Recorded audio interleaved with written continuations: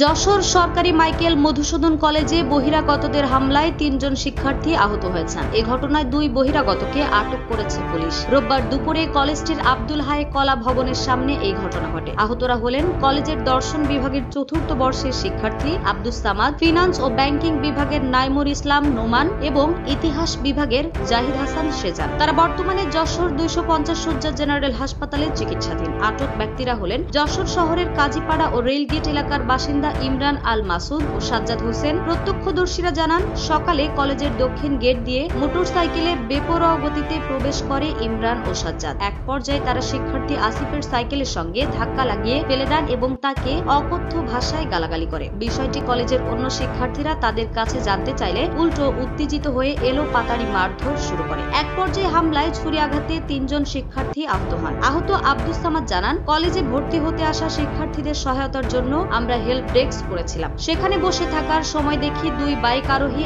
এক ছোট ভাইকে গালাগালি করছে। আমরা প্রতিবাদ করতেই আমাদের উপর তেড়ে আসে এবং চাকু দিয়ে হামলা চালায়। ১৩ জুলাই সরকারি মাইকেল মধুসূদন কলেজে ভর্তি হতে আসা শিক্ষার্থীদের সহায়তা দেওয়ার জন্য আমরা হেল্প ডেস্ক করেছিলাম। সেখানে বসে থাকা অবস্থায় দেখতে পাই ২ জন মোটরসাইকেল আরোহী এক ছোট ভাইয়ের সাথে খারাপ ব্যবহার করছে এবং গালিগালাজ করছে। এতে আমরা প্রতিবাদ করতে আমাদের মুখে তেড়ে আসে এবং চাকু দিয়ে হামলা চালাই। এতে আমি সহ আমার আরও ২টা ছোট ভাই গুরুতর আহত হয়।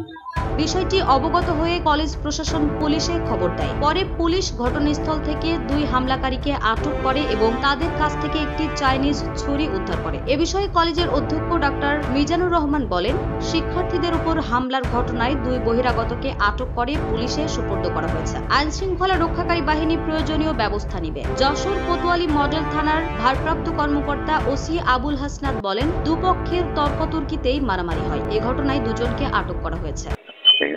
ওই ২ জনের তর্কাতর্কিতে মারামারি হয়েছে। হ্যাঁ, ২ জন আসছে। নিউজ ডেস্ক, দৈনিক রানার।